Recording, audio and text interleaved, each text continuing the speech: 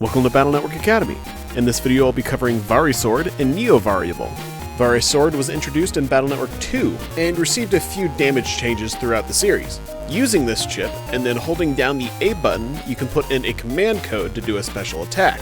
You'll have 50 frames or just under a second to input your code. If you take too long or you fail the code, the attack will just be the default basic 1x1 sword. Aside from some of the multi-hitting attacks that a few of these codes can do, the damage of this chip is not affected by the codes themselves. So you're at least guaranteed the 150 to 220 damage that these chips provide. The command codes are the same throughout the entire series, so that makes things easy. Inputting down, down right, right will give you longsword, hitting 2 spaces in front of Mega Man. Inputting up, right, down will perform wide sword, hitting a 1x3 area directly in front of Mega Man. Inputting left, down, down right, right will give you fighter sword, hitting 3 panels in front of Mega Man. Inputting down, left, up, right, down will perform life sword, hitting a 2x3 area directly in front of Mega Man, just like the program advance.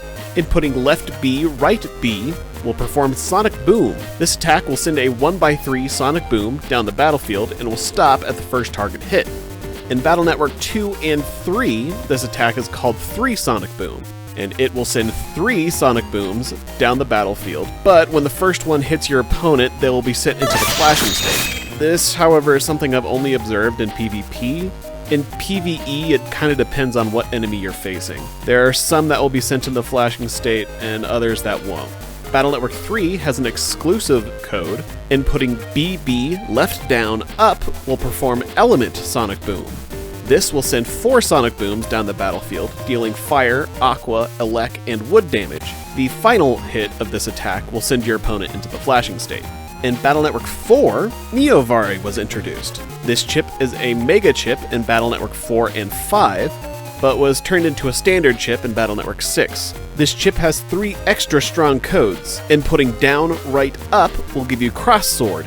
This attack is pretty much just a juiced up version of Sword. Cross Sword hits in an X pattern immediately in front of Mega Man. This attack hits twice on the center panel and once on the 4 outer panels. The 2 slashes hit at the same time, so it's able to break life aura when your opponent's standing on a holy panel. Another somewhat situational use for this attack is its ability to hit above and below Mega Man, allowing you to deal some damage when you're stuck in an awkward situation, or break objects that are sitting in your back row.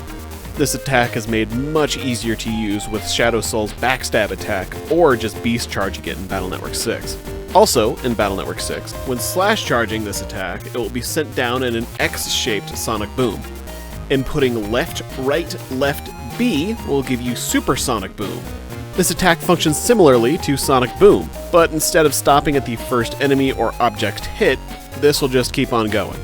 Inputting up B, down B, up B will give you double Life Sword. This attack functions just like Life Sword, except there's 2 of them, and the second Life Sword will send your opponent into the flashing state. These chips interact with Shadow Soul, Proto Soul, and Slash Cross in a weird way. When you chip charge them to gain the bonus that these transformations give you, you have to release the A button for a brief second and then hold the button down again to input your code. When you do this, the window for the code input is shortened from 50 frames to about 40, or a little over half a second. If you fail your input with the chip charge ability, they'll still play out the basic sword attack, warping to your opponent in Proto and Shadow Soul's case, and sending out a 1x1 Sonic Boom in Slash Cross's case. And that covers VariSword and Neovari. Honestly, the command code parts of this chip always kind of scared me away from it, but after actually looking into it and playing around with it for this video, this chip is really fun to do, especially when you consistently pull it off in a couple of fights. It's like, ooh, wow, I actually did that, nice. Anyways, thank you very much for watching. I will catch you all in the next one.